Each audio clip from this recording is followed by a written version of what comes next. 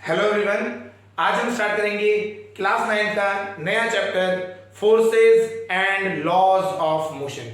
इस चैप्टर में हम फोर्सेस के बारे में पढ़ेंगे, types of forces, effects of forces and then last में हम लॉज ऑफ मोशन पढ़ेंगे और कुछ हमारे जो momentum and conservation of momentum की जो टर्मिनोलॉजीज है उनको समझेंगे। स्टार्ट करते हैं नया chapter forces and laws of motion. इसमें सबसे हम पहले स्टार्ट करेंगे फोर्सेस से। हमारे को फोर्सेस के बारे में समझना है। फोर्सेस का बेसिक कंसेप्ट इंट्रोडक्शन पहले भी हो चुका होता है 8th क्लास या अगर हम बात करें 7 में, आईसीएसई बोर्ड में पहले होता है थोड़ा। लेकिन फोर्सेस होता क्या है, वहां पे भी हमें ये चीज सिखाई जाती है कि आपको कभी भी किसी चीज पे फोर्स लगाना है तो आप क्या करेंगे, पुश करेंगे या पुल करेंगे। मतलब क्या होता है, अगर कोई भी बॉडी आपकी पड़ी है, ये कोई भी बॉडी है, ब्लॉक है, अगर आप इसको धक्का देते हैं, आगे को आप धक्का देते हैं, उसे हम कहते हैं पुश, उसे कहते हैं पुश। और अगर कोई बॉडी है,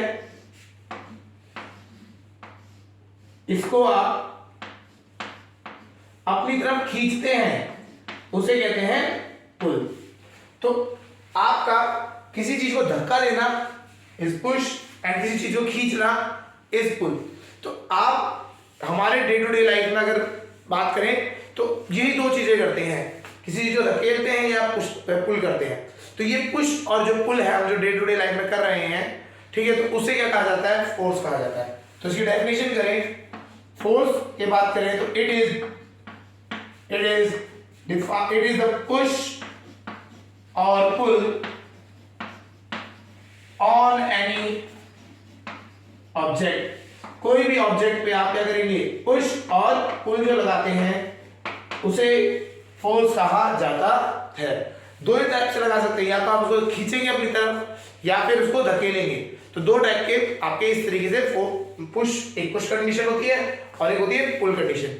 जैसे कि अगर हम बात करते हैं, आप क्रिकेट खेल रहे हैं, क्रिकेट खेलने में आपने शॉट मारा, ठीक है, तो आपने क्या किया, बैट से हिट किया बॉल को, तो बॉल को आप क्या कर रहे हो, हिट करके दूर भेजना चाहते हो, तो आप क्या कर रहे हो, पुश कर रहे हो, बेसिकली बैट से बॉल को पुश कर रहे हो, ठीक है। इस और उसका उल्टा लेते हैं, अगर आप सपोज करिए कि एक बॉल को कैच कर रहे हैं, ठीक है, तो आप क्या कर रहे हैं, कैच कर रहे हैं, तो उसको क्या कर रहे हैं, अपनी तरफ मतलब या तो आप उसको क्या कर रहे हैं, पिक कर रहे हैं, उठा रहे हैं, तो उसको क्या कर रहे हैं, आप जमीन पे पड़ी है उसको उठा के अपनी तरफ को खींच रहे हैं, तो दैट इज पुल। तो आपने उसको पुल कर दिया। जैसे कि अगर आप बात करते हैं, हम जो कार्ड्स होती हैं आपकी, ये होते हैं ना, बेफेलो कार्ड्स हो गई, ठीक, तो ये क्या होते हैं, जो टांगे वांगे ये जो हो गए, इनमें क्या हो गया, आगे से जो बैल होता है वो क्या कर रहा होता है, पूरी पूरी बुग्गी को खींच रहा होता है, तो वो क्या कर रहा है, पुल कर रहा है, ठीक है। और अगर हम बात करते हैं पुश के लिए, जब आपकी कार खराब हो जाती है तो सब लोग पीछे से क्या कर रहे होते हैं, उसे धकेल रहे होते हैं, वो क्या हो गया, पुश हो गया। तो इस तरीके से आपके पास दो टाइप के फोर्सेस लग रहे होते हैं जनरली, पुश एंड पुल। आप एक डोर ओपन करते हो तो उसमें भी लिखा होता है पुश एंड पुल। अगर आपको पुश करना है मतलब अंदर को धक्का देना है, पुल मतलब अपनी तरफ को खींचना है, समझ आ गया। तो कभी भी ये जो दो कंडीशंस हैं, पुश एंड पुल, इन्हीं कंडीशंस को क्या कहा जाता है, फोर्स कहा जाता है। अब आप जब पुश कर रहे हैं या पुल कर रहे हैं तो आप फोर्स अप्लाई कर रहे हैं, समझ आया होगा। तो ये है हमारे को हम कह रहे हैं यहाँ पे पुश और पुल से फोर्स को हम डिफाइन करते हैं। क्लियर हो गया। हमारे डे टू डे लाइफ में बहुत सारे फोर्सेस लग रहे हैं हमारे ऊपर भी बहुत सारे लग रहे हैं और हम भी बहुत सारे फोर्सेस लगा रहे हैं। तो हम एक बार बात करते हैं कि फोर्सेस के टाइप्स क्या होते हैं। अगर हम बात मतलब कैटेगराइज करें फोर्सेस को, तो कौन कौन सी ऐसी कैटेगरीज हैं जिसपे हम इन फोर्सेस को डिफाइन कर सकते हैं, अलग अलग कैटेगराइज कर सकते हैं। चलिए स्टार्ट करते हैं कैटेगराइज करना। तो फोर्सेस जो हमारे होते हैं हम दो कैटेगरीज में इसको डिफाइन कर देते हैं, डिवाइड कर सकते हैं। One type of force is called contact force. एक तो कौन सा होता है, वो होता है कॉन्टैक्ट फोर्स। ये वो फोर्सेस हैं जिसपे हमें क्या करना है, कुछ चीज पे कांटेक्ट करना पड़ेगा, बॉडी पे जिस पे फोर्स लगाना है उस पे कांटेक्ट करना है। और दूसरे ऐसे फोर्स होते हैं जो होते हैं नॉन कांटेक्ट, मतलब हमें उसमें कांटेक्ट की जरूरत ही नहीं है, हमें उसको टच करने की जरूरत ही नहीं है। अच्छा, कॉन्टैक्ट फोर्स तो देखिए आपको अगर मैं पॉइंट्स पे लिखना स्टार्ट करता हूं तो अपने आप ही आइडिया आएगा। मस्कुलर फोर्स की बात कर ले, मस्कुलर फोर्स फॉर एग्जांपल मुझे इस बोर्ड को कुछ धक्का देना है तो मैं क्या करूंगा, इसको कांटेक्ट करूंगा, इसको टच करूंगा, तो that is a muscular force. ठीक है, कोई आप कॉपी को उठा रहे हैं आप, तो कॉपीज को उठाने के लिए क्या करना पड़ेगा, मस्कुलर फोर्स, कॉपी को आपको टच करना पड़ेगा। ठीक है, आप किसी भी चीज को थ्रो कर रहे हैं तो आपको क्या करना पड़ेगा, जैसे स्टोन है, स्टोन को थ्रो कर रहे हैं तो आपको स्टोन को क्या करना पड़ेगा, टच करना पड़ेगा। तो ये जो ऐसे फोर्स होते हैं उन्हें क्या कहते हैं, कॉन्टैक्ट फोर्सेस। ठीक है, तो उसमें क्या है, टच करना है। जैसे एक और एग्जांपल है फ्रिक्शन फोर्स, फ्रिक्शन फोर्स। जैसे ये भी अगर ये चौक है, इसको मैं घिस रहा हूं, ये क्या है, ये जब भी आप मूव करते हैं किसी भी बॉडी को दूसरे रफ सरफेस पे तो उसपे कोई मतलब उसमें क्या होता है, फोर्सेस लगते हैं। ठीक है ना, उसको रोकने के लिए वो क्या होता है, फ्रिक्शन फोर्स होता है। तो हमें यहाँ पे फ्रिक्शन फोर्स के लिए क्या है, कांटेक्ट, जहां पे दोनों टच कर रहे हैं वहां पे फ्रिक्शन फोर्स होता है। क्लियर हो गया। जैसे हम खड़े हैं तो जब हम खड़े होते हैं तब हम भी जमीन पे क्या कर रहे हैं, फोर्स लगा रहे हैं, है ना, उसे उस टाइम पे उसको कहते हैं normal force. Normal force, normal force क्या होता है, जब हम जमीन पे खड़े हैं तो हम जमीन पे फोर्स लगा रहे हैं। ठीक है, तो उसे हम नॉर्मल फोर्स कहते हैं। ऐसे बहुत सारे फोर्सेस हैं। ठीक है, तो उनको हम अभी बात नहीं कर रहे हैं। स्प्रिंग फोर्स, रस्सी से जो फोर्स लगता है, टेंशन फोर्स, ये सारे फोर्सेस आते हैं। तो मैं जस्ट एग्जांपल्स हैं इनकी। ठीक है, बहुत सारे हैं, इसके बाद और भी हो सकते हैं एक्सेट्रा। अब आती है बात नॉन कॉन्टैक्ट फोर्स की। नॉन कॉन्टैक्ट फोर्स वो फोर्सेस होते हैं जिनमें आपको जिस बॉडी पे फोर्स लगाना है उसे टच करने की जरूरत नहीं है, आप कांटेक्ट पे नहीं हो उस चीज के। क्लियर हो गया। जैसे एक एग्जांपल बताते हैं आपको, ग्रेविटेशनल फोर्स। ग्रेविटेशनल फोर्स हम सबको पता है अर्थ के पास ग्रेविटी है ना। ये मेरी चौक है, इस पे भी ग्रेविटेशनल फोर्स लग रहा है। अर्थ इसको टच तो कर नहीं रहा, हवा में है, लेकिन इस पे क्या ग्रेविटी फोर्स लग रहा है, इसी वजह से क्या हो रहा है, ये नीचे को ड्रॉप हो रही है। ठीक है, तो ये ग्रेविटेशनल फोर्स। एक और फोर्स होता है, आपने देखा होगा, मैग्नेटिक फोर्स। मैग्नेट्स को आप दूर रख दे थोड़ा सा, वो आयरन के पार्टिकल्स को खींचने लग जाते हैं अपनी तरफ, तो ये क्या हो गया, मैग्नेटिक फोर्स। ये कांटेक्ट नहीं हो रहा है, यहाँ पे आप देखिए ये कांटेक्ट ही नहीं है, आयरन पार्टिकल दूर पड़े हैं, मैग्नेट यहाँ पड़ा है, दोनों एक दूसरे को क्या कर रहे हैं, अट्रैक्ट करके मूव कर रहे हैं, अट्रैक्ट कर रहे हैं। एक और होता है इलेक्ट्रोस्टैटिक फोर्स। इलेक्ट्रोस्टैटिक फोर्स एक चीज करी होगी आपने, स्केल को अगर आप अपने हेड पे रब करेंगे, उसके बाद आप पेपर के पास लेके आएंगे, पेपर बिट्स होती है, तो पेपर बिट्स क्या होती है, स्केल से चिपक जाती है। ठीक है, तो आपको क्या कांटेक्ट करने की जरूरत नहीं है, ऑटोमेटिकली पेपर जो होगा ना, पेपर के बिट्स होते हैं वो अपने आप ही उठ के स्केल से आगे चिपक जाएंगे। तो ऐसे जो होंगे फोर्सेस जिनमें गैप चाहिए, मतलब आपने यहाँ मैग्नेट रख दिया ऐसे, आयरन की नेल्स यहाँ पड़े हैं, ये अपने आप खींच के इसके पास आ गया, पुल हो गया। तो इस टाइप के जो फोर्सेस होते हैं जिनमें हमें टच करने की जरूरत नहीं है, कांटेक्ट की कोई जरूरत नहीं है, उन्हें कहते हैं नॉन कांटेक्ट फोर्सेस। समझ आ गया। तो हमारे पास दो कैटेगरी के फोर्सेस हो जाते हैं on the basis of contact. ये बात करें ऑन बेसिस ऑफ कांटेक्ट की बात कर रहे हैं, ऑन बेसिस ऑफ कांटेक्ट। ठीक है, on the basis of contact कितने फोर्स हो गए हमारे पास, दो फोर्स हो गए। एक होता है कांटेक्ट फोर्स। कांटेक्ट फोर्स क्या है, जिसमें हमें फिजिकल टच की जरूरत होती है, और नॉन कांटेक्ट फोर्स होता है जिसमें आपको फिजिकल टच नहीं होता, मतलब जो आपका फिजिकल टच है आपका, वो यहाँ पे हो ही नहीं रहा है, तो वो क्या हो गया आपका नॉन कांटेक्ट फोर्स। क्लियर हो गया, समझ आ गया।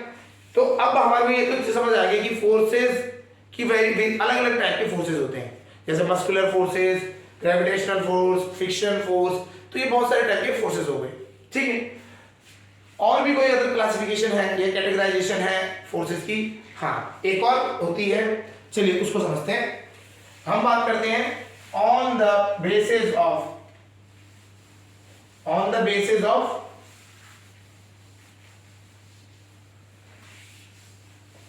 Point of action of force. ठीक है, कहां पे फोर्स लग रहा है, on the basis of point of action, कहां पे एक्शन हो रहा है, ठीक है, उस पे।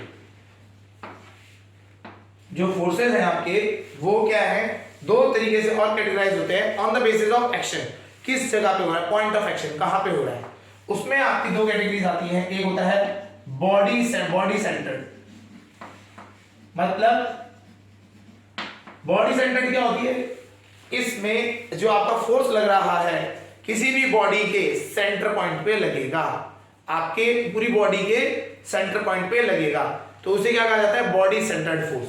मतलब आपका एक छोटा सा पार्ट हो और या बड़ा पार्ट हो, उन पूरे पार्ट्स के जो सेंटर है वहां पे लगेगा, तो उसे कहते हैं बॉडी सेंटर्ड फोर्स। एग्जांपल बता देते हैं, ग्रेविटेशनल फोर्स। ग्रेविटेशनल फोर्स पूरी की पूरी बॉडी पे लगता है, आप खड़े हैं तो आपकी पूरी बॉडी पे ग्रेविटेशनल फोर्स लग रहा है, ऐसा नहीं है कि हाथ पे अलग लग रहा है, पैरों पे अलग लग रहा है, पूरी बॉडी एज अ होल उस पे ग्रेविटेशनल फोर्स लग रहा है। ठीक है, सेकंड आपने, हम बात करें मैग्नेटिक फोर्स। मैग्नेटिक फोर्स भी क्या लगता है, पूरी बॉडी पे लगता है, पूरी बॉडी पे लगता है। तो जहां मतलब पॉइंट ऑफ एक्शन किधर पे आपको लग रहा है ये फोर्स, तो ये जो इस तरह के फोर्सेस होते हैं, इन फोर्सेस को दिखाने के लिए हम क्या कहते हैं, कोई भी बॉडी बनाई, इस बॉडी के सेंटर से फोर्स दिखा देते हैं, तो हम क्या कहते हैं, ये पूरी बॉडी के सेंटर पे फोर्स लग रहा है। ठीक है, पूरी बॉडी के सेंटर पे फोर्स लग रहा है, ऐसे टाइप के फोर्सेस को कहते हैं बॉडी सेंटर्ड। एक होता है सरफेस फोर्सेस, दूसरा जो होता है वो होता है सरफेस फोर्स, जो कि सरफेस पे लगता है। जैसे एग्जांपल में बताएं, फ्रिक्शन फोर्स, सरफेस में जो लग रहा है उन्हें कहते हैं जैसे फ्रिक्शन फोर्स। आप देखेंगे फ्रिक्शन फोर्स के लिए क्या है, आपने एक बॉडी को रख दिया, ठीक है, आप मूव करा रहे हैं, इसको मूव करा रहे हैं, तो फ्रिक्शन कहां लगेगा, फ्रिक्शन इनकी जहां पे ये दोनों मिल रहे हैं, फ्रिक्शन हमेशा इधर ही लगता है, जहां पे ये दोनों मिल रहे हैं, दोनों सरफेस, ये दो सरफेस है इनके बीच में लगता है। आप रब करें हाथ को, तो आपकी जो हीट प्रोड्यूस होगी, जो गर्मी होगी, वो आपके सरफेस पे होगी, सरफेस दोनों घिस रहे हैं, तो फ्रिक्शन फोर्स क्या लग रहा है, सरफेस पे लग रहा है। जैसे अगर आप बात करें एयर ड्रैग की बात करते हैं। एयर ड्रैग क्या होता है, आपने बाइक चलाते हैं, बहुत अच्छी स्पीड में जब चलाएंगे तो आपको हवा का झोंका सा फील होगा, है ना, हवा आपको लगेगी आपके शरीर से टच होके जा रही है। वो क्या करेगी, वो क्या करती है, जब आप स्पीड में होते हो, हाई स्पीड में होते हो, तो ये जो हवा होती है ये रोकने की कोशिश करती है। ठीक है, तो जैसे हवा चल रही है, तो हवा क्या है, हवा इस सरफेस पे फोर्स लगा रही है, वो क्या करती है, मतलब सरफेस पे बेसिकली एक्ट करती है। हाँ, आगे से आपकी पूरी हवा आ रही है तो ये प्रेशर भी लगाएगी इस पूरे पे, ठीक है, लेकिन ये बेसिकली सरफेस पे होता है। अगर आप जब एयर ड्रैग कर रहे हैं कहीं से, जैसे आपके वो होते हैं जो पैराग्लाइडर्स होते हैं, तो वो क्या करते हैं, ग्लाइड जब करते हैं तो ये जो एयर ड्रैग है यही उनको क्या करती है, फ्लोट कराती रहती है, तो ये हमेशा सरफेस पे लग रहा होता है। जितना ज्यादा सरफेस, आपने देखा होगा जो जंपर्स होते हैं, जो आपके ना स्काई डाइविंग करते हैं, तो वो क्या होता है, वो अपने आप को स्प्रेड कर लेते हैं, है ना, अपने आप को जितना फैलाना चाहते हैं फैलाने की कोशिश कर सकते हैं, फैलाते हैं। तो फैलाने से क्या होता है, एरिया बढ़ जाता है, और जितना सरफेस ज्यादा होगा उतना ज्यादा उस पर एयर ड्रैग लगेगा। तो कुछ ऐसे फोर्सेस होते हैं जो खाली जो सरफेस पे लगते हैं, ठीक है, तो सरफेस ज्यादा तो उसका इफेक्ट ज्यादा हो जाता है। क्लियर हो गया, तो ऐसे फोर्सेस को कहा जाता है सरफेस फोर्सेस। तो हमारे पास फोर्सेस की दो कैटेगरीज और हो जाती हैं, एक होता है बॉडी सेंटर्ड और एक होता है सरफेस फोर्सेस। क्लियर हो गया, तो कैटेगरीज हम अपनी बना सकते हैं, यहां तो समझ आ रहा होगा। हमारे आसपास बहुत सारे फोर्सेस हैं, ठीक है, तो हर एक फोर्स का अपना अपना तरीका है, मतलब आप उसको, वो कुछ बॉडी सेंटर्ड होते हैं, कुछ सरफेस वाले फोर्सेस होते हैं, कुछ कॉन्टैक्ट फोर्स होते हैं, कुछ नॉन कॉन्टैक्ट फोर्स होते हैं। समझ आ गया होगा। चलिए अब आते हैं फोर्सेस की बारे में, आते हैं वापस। ये जो फोर्स है, जो फोर्स होता है हमारे को ये पता होना चाहिए, force is a vector quantity. क्या होता है, अब एक पॉइंट है इसका, पहली चीज, force is a vector quantity, is a vector quantity, vector quantity है, ठीक है। अब वेक्टर क्वांटिटी समझाते हैं थोड़ा सा। देखिए जो आपकी फिजिकल क्वांटिटीज होती हैं वो दो कैटेगरीज में होती हैं। मतलब फिजिकल क्वांटिटीज मतलब जो हमने बना रखी है अपने मेजरमेंट करने के लिए, जैसे डेंसिटी, वॉल्यूम, सरफेस एरिया, ये सारी क्या फिजिकल क्वांटिटीज हैं। तो ये क्वांटिटीज क्या होती है, मेजरमेंट करने के लिए हेल्पफुल होती है। हमारे को कोई किसी चीज का भारीपन नापना है तो हम उसका वेट नाप लेंगे, किसी चीज की लंबाई नापनी है तो उसकी लेंथ नाप लेंगे। तो दिस लेंथ, वेट, ये सारी क्या है फिजिकल क्वांटिटीज है। समझ आ गया होगा। इसी तरीके से फोर्स भी क्या है, एक फिजिकल क्वांटिटी है, ठीक है। और फिजिकल क्वांटिटी दो कैटेगरीज में होती है, एक होता है स्केलर, एक होता है स्केलर। अगर हम बात करें फिजिकल क्वांटिटी, फिजिकल क्वांटिटी दो तरीके की हो जाती है, एक होता है स्केलर क्वांटिटी और एक होता है वेक्टर क्वांटिटी, ठीक है। स्केलर और वेक्टर क्वांटिटी दो टाइप की क्वांटिटीज होती है। वेक्टर, उसमें से वेक्टर वाली कैटेगरी में क्या आता है, फोर्स। फोर्स कौन सी कैटेगरी में आ रहा है, वेक्टर क्वांटिटी में। अब यहां समझते हैं, स्केलर क्वांटिटी में खाली मैग्नीट्यूड होता है, खाली मैग्नीट्यूड होता है। आपको बस ये भैया वैल्यू पता होती है कि भैया ये इसकी वैल्यू कितनी है, 10। जैसे आपका मास कितना है, 10 kg, 40 kg, 50 kg, 80 kg, तो ये मास है, ठीक है।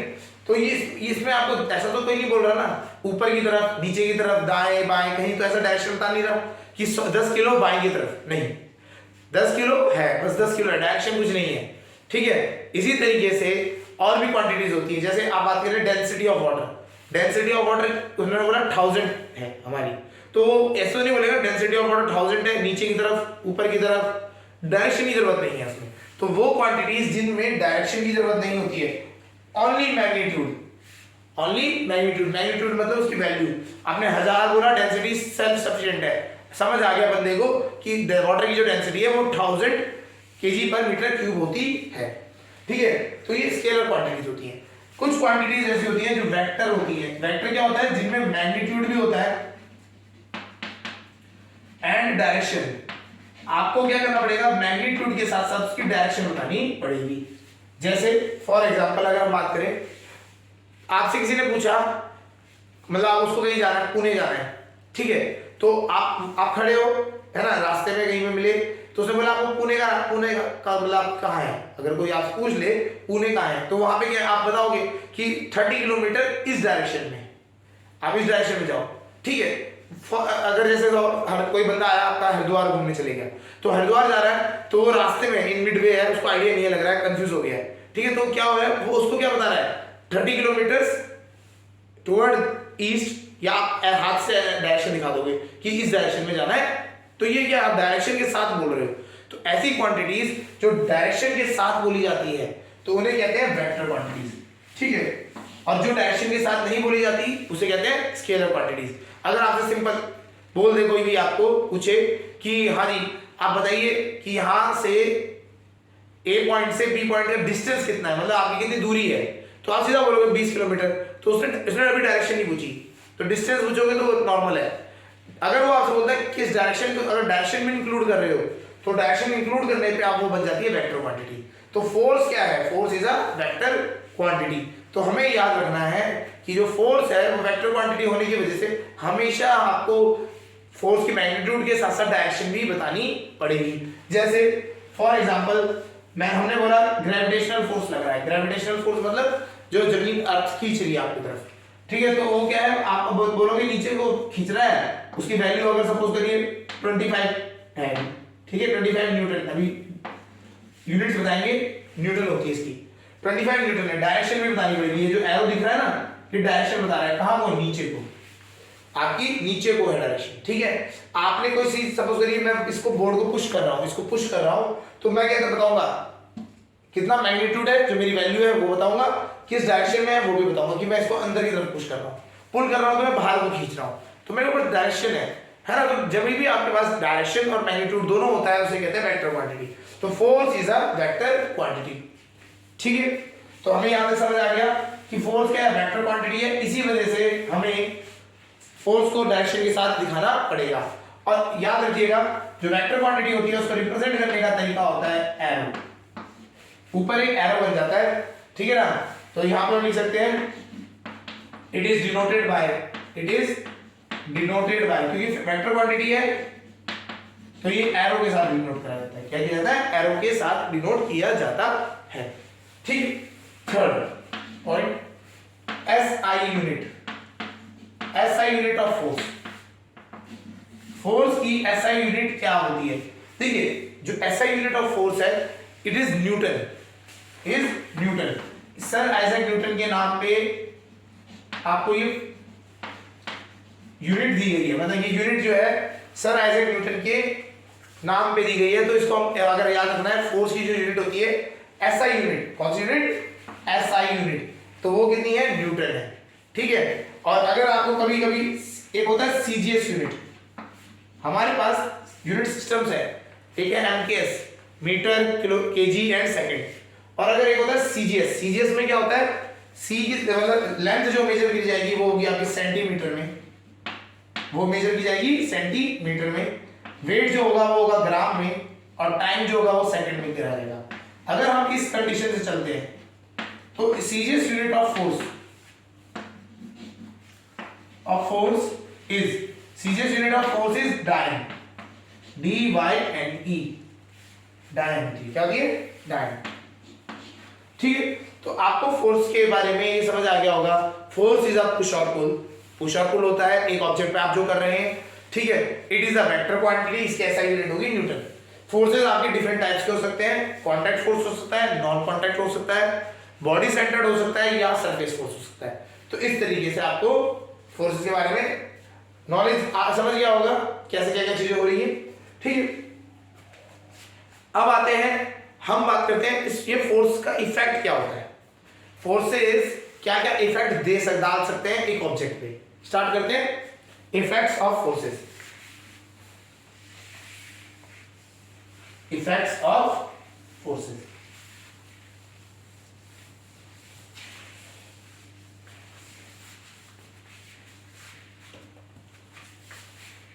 Effects of forces.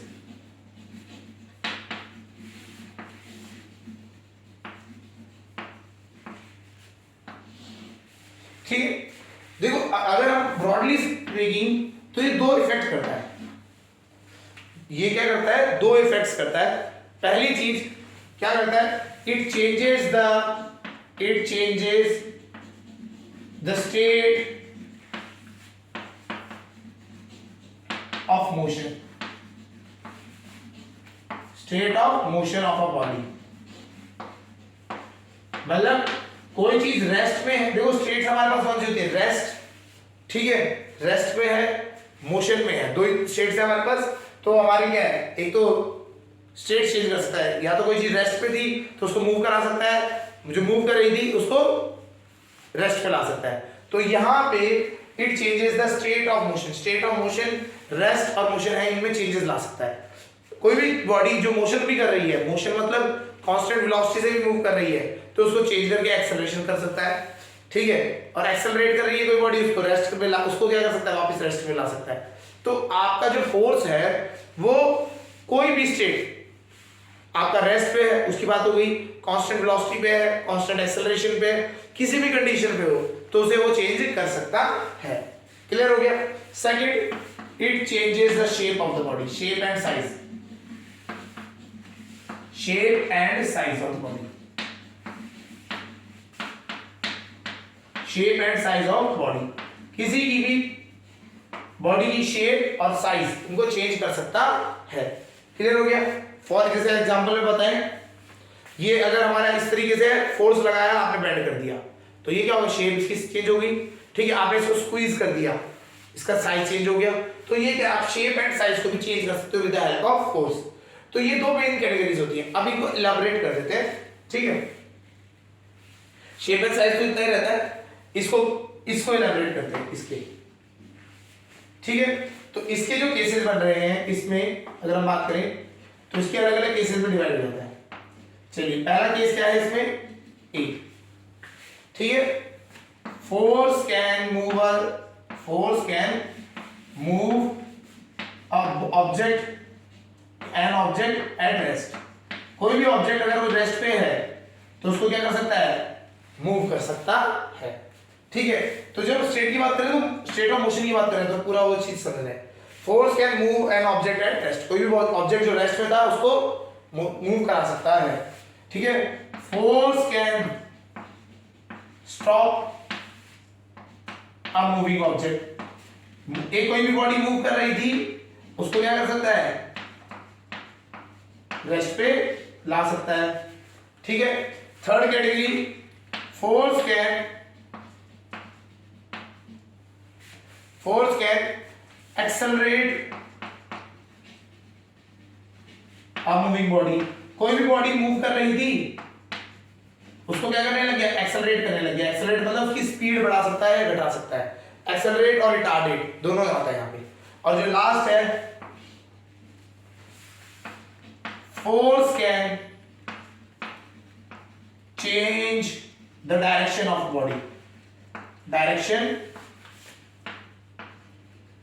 Of a body, एक कोई भी बॉडी है उसकी डायरेक्शन क्या कर सकता है, चेंज कर सकता है। कोई बॉडी सीधी जा रही है उसको मोड़ने के लिए फोर्स रिस्पॉन्सिबल होता है। तो ये अगर हम बात करें तो पहला जो है, इस पॉइंट को आप 4 पॉइंट्स में बना के लिख सकते हैं। पहला, it can move a object at rest, कोई रुका हुआ ऑब्जेक्ट उसको मूव करा सकता है। It can stop a moving object, कोई मूव कर रही थी बॉडी उसको रोक दिया। जैसे पहले का एग्जांपल बात करें, फुटबॉल पड़ी थी आपके, ठीक है, आपने आगे किक कर दिया, फोर्स लगाया और आपने किक करते ही क्या हुआ, वो मोशन में आ गई, ठीक है। सेकंड केस वाला क्या है, कोई बॉडी मूव कर रही थी, एक कैच बॉल मूव करती हुई आ रही थी, आपने क्या किया, उसको रोक दिया, तो ये क्या हो गया, आपका मूविंग ऑब्जेक्ट को रेस्ट पे ले आए। Force can accelerate a moving body, आप क्या करते हैं, जो आप कार में है ना, आप जब एक्सेलरेटर दबाते हैं तो एक्सेलरेटर क्या करता है, बेसिकली इंजन से एक्स्ट्रा फोर्स लेता है और आपकी गाड़ी को स्पीड में कर देता है। नहीं तो आप साइकिल चला रहे हैं, हल्की हल्की से एक नॉर्मल स्पीड में चल रही है, आपने तेजी से पेडल करना स्टार्ट किया, आपने फोर्स लगाया और ज्यादा, तो क्या हुआ, वो तेजी से मूव करने लगी, तो एक्सेलरेट करने लगी, ठीक है। Force can change the direction of a body, आप जा रहे थे साइकिल में, आपने फोर्स से स्टीयरिंग को घुमा दिया तो डायरेक्शन चेंज हो गई। या फिर आप एक बॉलर ने बॉल करी, बैट्समैन ने बैट है उससे हिट करके फोर्स लगाया और डायरेक्शन चेंज कर दी बॉल की, ठीक है। तो ये आपकी 4 केसेस में डिवाइड हो जाती है, पहली वाली कंडीशन। सेकंड क्या है, it can change the shape and size of the body, shape और साइज को क्या कर सकता है, चेंज कर सकता है। क्लियर हो गया। तो these are the effects that a force can do, ठीक है ना। ये सारे के सारे फोर्सेस क्या कर सकते हैं, इफेक्ट्स को, ये सारे इफेक्ट्स कर सकता है एक फोर्स। क्लियर हो गया। चलिए आगे बढ़ते हैं।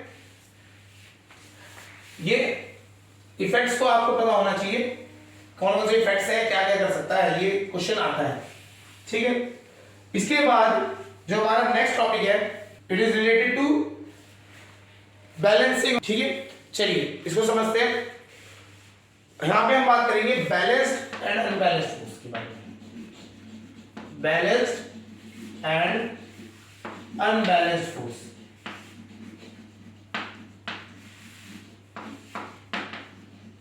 क्या होता है इसको समझते हैं, ठीक है। अगर कोई भी बॉडी पड़ी है हमारे पास,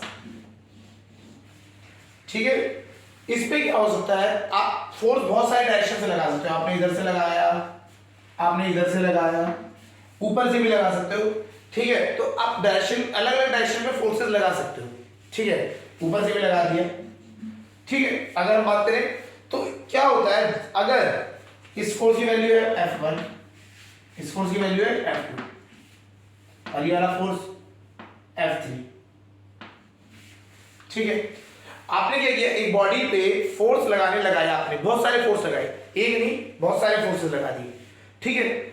अगर इन सारे फोर्सेस को अगर हम वेक्टर एडिशन कर दें, वेक्टर एडिशन क्या होता है समझते हैं, ठीक है, डायरेक्शन के हिसाब से एडिशन कर दें इनकी, तो अगर आप इन सबके रिजल्टेंट निकाल लें, अगर इन सारे फोर्सेस का रिजल्टेंट, इन सबको कैलकुलेट करके एक साथ जो रिजल्ट आएगा उसको हम निकालते हैं, और वो जो रिजल्टेंट फोर्स है F रिजल्टेंट, वो अगर 0 हो जाए, वो कितना हो जाए, 0 हो जाए, तो ऐसा जब केस होता है तब जो आपका फोर्स होता है, उन जो सारे फोर्सेस को कहें, एक नहीं बहुत सारे फोर्सेस को जब कहा जाएगा, क्या कहा जाएगा, बैलेंस्ड फोर्सेस, तो नहीं कहा जाएगा balanced forces.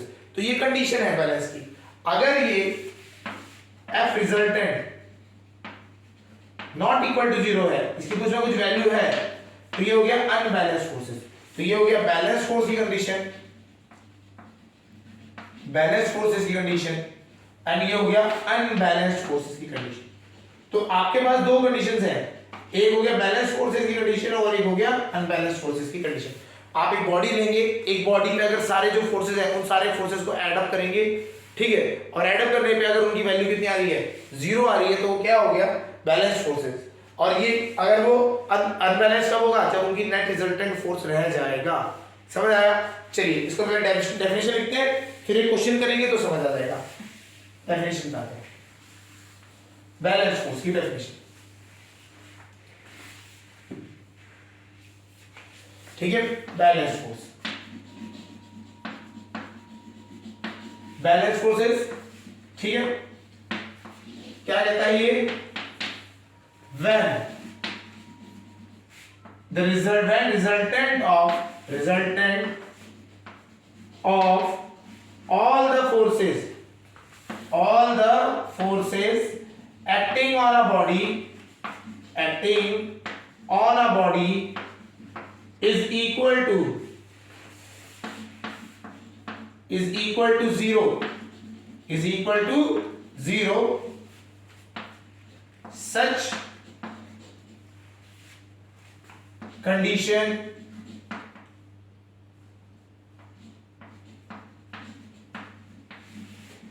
is known as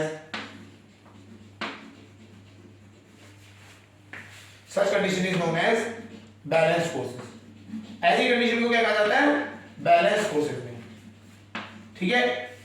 जब अगर ऐसी कंडीशन हो जाए कि आपकी बॉडी है, कोई बॉडी है, इस पे क्या हो रहा है, फोर्सेस लग रहे हैं बहुत सारे, F1, ठीक है, इधर को F2, F3, इधर को और F4, ऐसे बहुत सारे, ठीक है ना, बहुत सारे फोर्सेस लग रहे हैं।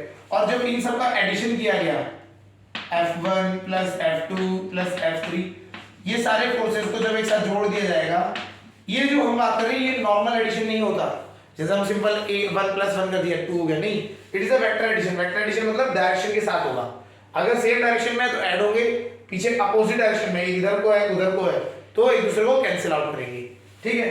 तो अगर F रिजल्टेंट कितना है, 0 आ जाएगा, वो कितना आ जाएगा, ये पूरा का पूरा जो निकल के आ रहा है वो 0 है, इट इज इक्वल टू 0, तो ये क्या है, बैलेंस फोर्सेस की कंडीशन है, ठीक है। तो ये इस टाइम पे सारे फोर्सेस क्या है, बैलेंस्ड है एक दूसरे से, क्लियर हो गया। तो हमें यहां समझना है when resultant of all the forces acting on a body is equal to 0 then the condition is of balanced forces, सारे फोर्सेस क्या है, बैलेंस्ड है, ठीक है। अब आते हैं अनबैलेंस्ड फोर्सेस। अनबैलेंस्ड फोर्सेस में करें तो ज्यादा कॉम्प्लिकेटेड नहीं है, ये सिंपल है, इसी डेफिनेशन को चेंज कर सकते हैं। इज इक्वल टू की जगह आ जाएगा is not equal to, is not equal to, is not equal to 0, such condition is known as unbalanced forces, such condition is known as of unbalanced forces, कि unbalanced forces की condition होगी। ये जो आपने ये सारे फोर्सेस निकाले, इन सब की वैल्यू क्या है, नॉट इक्वल टू 0, कुछ ना कुछ वैल्यू बच गई, तो ऐसे कुछ ना कुछ वैल्यू बच जाने को क्या कहते हैं, अनबैलेंस्ड फोर्सेस, क्लियर हो गया। तो ऐसी कंडीशन जब आपके सारे फोर्सेस मतलब मिलके रिजल्टेंट 0 नहीं हो रहा है तो उसे कहते हैं अनबैलेंस्ड फोर्सेस। एक क्वेश्चन देखते हैं, उससे आपको समझ आएगा, ठीक है।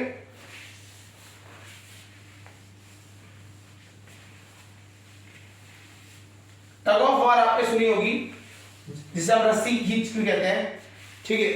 सपोज करिए एक ये रस्सी है, इधर लोग खड़े हैं, रस्सियां पकड़ के, ठीक है, इस तरीके से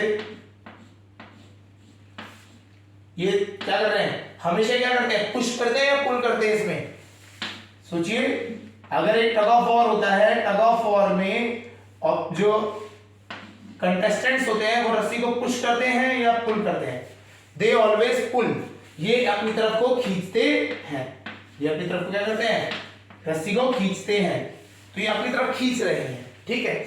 चलिए, तो इसमें बोला ये पहला वाला जो है ये आपको खींच रहा है 80 न्यूटन से, 80 न्यूटन से, ये वाला 60 न्यूटन से, ठीक है। इधर जो आदमी है वो कितना है, 100 न्यूटन से खींच रहा है, ठीक है। और जो नेक्स्ट वाला है वो आपका खींच रहा है 40 न्यूटन से। तो चेक करना है कि ये फोर्सेस बैलेंस है या अनबैलेंस्ड है, इसको समझते हैं। देखिए अगर मैं बात करूं, एक डॉट बनाते हैं, हम बोलते हैं कि जो ये रस्सी है इसका डॉट होगा, ठीक है। इस पे क्या कर दिया, इसको इधर को कौन खींच रहा है, इधर को कौन से फोर्सेस से खींचा जा रहा है, 60 और 80 दोनों से खींचा जा रहा है, तो दोनों एक डायरेक्शन में, दोनों एक डायरेक्शन में। जो जब भी फोर्सेस एक डायरेक्शन में होंगे तो उन्हें ऐड अप कर देंगे, क्या कर देंगे, ऐड अप कर देंगे। तो 60 और 80 कितना आ रहा है न्यूटन, तो 60 और 80 कितना हो गया, अगर आप सॉल्व करेंगे 140 न्यूटन, कितना आ गया 140 न्यूटन। इधर को ये दोनों सेम डायरेक्शन में, तो दोनों साइड एक साइड ऐड हो जाएंगे, तो इधर आ गया 100 प्लस 40, दोनों को एक साथ ऐड अप कर दिया 100 प्लस 40, तो ये ऐड अप होने के बाद कितना आएगा, ये भी साइड में कितना बन गया 140 न्यूटन आया ना। अब इधर को आप खींच रहे हो 140 से, उधर को आप खींच रहे हो 140 से, तो ये जो पॉइंट है ये कहीं पे भी कुछ करेगा नहीं करेगा, ये खींचना स्टार्ट हुआ रेस्ट पे दोनों, तो अभी भी रेस्ट पे रहेंगे, क्योंकि इधर को जितना फोर्स लग रहा है उतना ही उधर को फोर्स लग रहा है। तो ये फोर्सेस एक दूसरे को क्या कर देंगे, कैंसिल आउट कर देंगे, तो इसे इस टाइप के फोर्सेस को कहते हैं बैलेंस्ड फोर्सेस। ये क्या हो गया, हमारे बैलेंस्ड फोर्सेस की कंडीशन है। अब आया समझ, जब आपके जितना इधर को आप एक साइड को खींच रहे हैं उतना ही दूसरी साइड को खींचा जा रहा है, तो ऐसी कंडीशन को कहते हैं बैलेंस्ड फोर्सेस। समझ आ गया, चलिए नेक्स्ट करते हैं। अभी क्या है, इस वाली केस में ही अगर हम बात करें, एक जना और आ गया, ठीक है, उसने आके खींचना स्टार्ट किया 20 न्यूटन से, उसने आगे खींचना स्टार्ट कर दिया 20 न्यूटन से। अब आप देखें तो इधर को कितना फोर्स लग रहा था अभी तक हमारा 140 न्यूटन, अभी हमने निकाला था वही है 140 न्यूटन। अब इधर को कितना लगा 100 प्लस 40 प्लस 20, तो आप करेंगे तो 160 न्यूटन, हाँ या ना, ठीक है।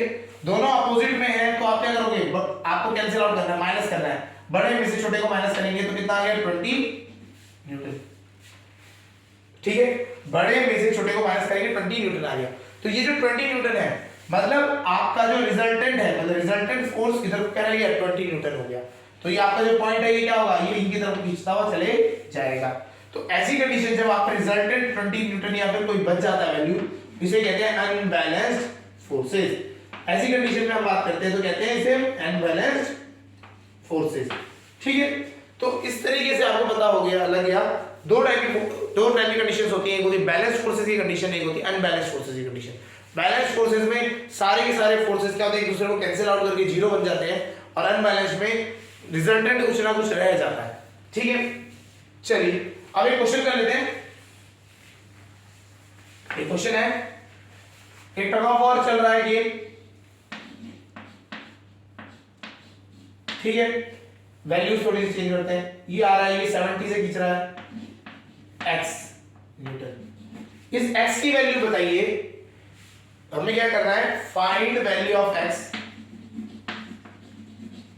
Value of x so that forces are balanced, forces are balanced, ठीक है। ऐसी कंडीशन बतानी है कि आपको क्या कितना जो है फोर्सेस क्या बैलेंस्ड है। तो सॉल्यूशन देखते हैं, सॉल्यूशन क्या है, आप क्या करेंगे, रिजल्टेंट इधर का निकालेंगे, इधर का कितना रिजल्टेंट आ रहा है 100, या आप इसका से करेंगे, ये कौन सी साइड मान लेते हैं हम, ये तो हमारी राइट है, राइट साइड, और ये लेफ्ट साइड है, ठीक है। तो forces on left, forces on left side, left side पे कितना फोर्स लग रहा है, तो सारे फोर्सेस को ऐड कर देंगे लेफ्ट साइड में, आपका कितना x प्लस 60 प्लस 70 न्यूटन, तो ये पूरा कितना आ गया, इसकी वैल्यू आप ऐड करोगे 130 plus x Newton, 130 plus x Newton, ठीक है। ये आपका फोर्स लग रहा है। अगला आता है फोर्स ऑन लेफ्ट की जगह हो गया राइट, लेफ्ट तो हमारा हो गया, अब राइट की बात आती है, राइट साइड में कितना फोर्स लग रहा है, तो राइट साइड में आप सारे ऐड करें, 100 प्लस 40 प्लस 20, तो ये हो गया 160, कितना हो गया 160 न्यूटन, ठीक है। तो फॉर बैलेंसिंग अगर हम बात करें, फॉर बैलेंसिंग, बैलेंस होने के लिए अगर हम बात करते हैं, फॉर बैलेंस फोर्सेस क्या होना चाहिए, दोनों इक्वल होने चाहिए, तो दोनों लेफ्ट साइड वाला जो है वो राइट साइड के इक्वल होना चाहिए। तो क्या होगा 130 plus x is equal to 160। तो आप यहां से इसको उधर लेके जाएंगे तो x आ गया आपका 30 न्यूटन, x आ गया आपका 30 न्यूटन। तो इस तरीके से आप क्या कर सकते हैं, आप फाइंड करेंगे वेरियस, अगर आपको जो भी फोर्सेस हैं जो आपको निकालने के लिए कहे जाएंगे, कंडीशन ये कंडीशन बोल दी जाएगी बैलेंस है, ठीक है, तो आप उस तरह से कर सकते हैं। क्लियर हो गया, यहां तक समझ आ गया। तो ये बैलेंस है। एक और क्वेश्चन देख लेते हैं, ठीक है। अब क्वेश्चन है ये x है, थोड़ा सा ये 2x, ये 5x, सपोज करिए इस तरीके से है फोर्सेस। मतलब अब क्या है, इस बार आपको फोर्सेस कैसे दे रखे हैं, x 2x और 5x, और उधर का जो फोर्स है वो इसी तरीके से है आपका जो नॉर्मल पहले कंडीशन में था। तो इस तरीके में आपको x की वैल्यू निकालनी है। Find the value of x, find value of x। Question वही है, क्या करेंगे, सॉल्यूशन में आएंगे तो पहले लेफ्ट साइड में बात करेंगे। लेफ्ट साइड के लिए बात करते हैं, force on left side, forces on left side कितना हो जाएगा, x plus 2x plus 5x, x plus 2x plus 5x, तो कितना हो गया, तो आप सॉल्व करेंगे 3 प्लस 5 8x, 8x न्यूटन, तो आपको कितना फोर्स आ गया 8x न्यूटन। राइट साइड की बात करेंगे तो राइट साइड में कितना होगा फोर्स, देखते हैं। राइट साइड के लिए अगर हम आए तो राइट साइड में कितना लग रहा है, एक तो 100, पहला वाला 100 लगा रहा है, दूसरा 40 और तीसरा 20, तो 140 प्लस 20 60 हो गया, कितना हो गया 160 न्यूटन। हाँ या ना। फॉर इक्विलिब्रियम या फॉर सॉरी इक्विलिब्रियम नहीं, फॉर बैलेंसिंग ये balance forces, for balance forces दोनों साइड सेम से होनी चाहिए। 8x इसके बराबर होगा 160 और x की वैल्यू आ गई 20, तो x आ गया 20, तो x फैक्टर है तो ये 20 हो गया। मतलब इस जगह को 20 into 5 100 न्यूटन लगाना पड़ेगा, इसको 20 into 10 ये मतलब 40, ये बिल्कुल वही सेम चीज होगी, देखिए हाँ या ना, बिल्कुल उसी रेशो में हो गया। क्लियर। तो इस तरीके से आपको न्यूमेरिकल्स करने पड़ते हैं बैलेंस, अगर बैलेंस की बात करें, बैलेंस एंड अनबैलेंस्ड फोर्सेस के रिलेटेड। ठीक है, चलिए आज के लिए इतना ही करते हैं, अगला नेक्स्ट लेक्चर में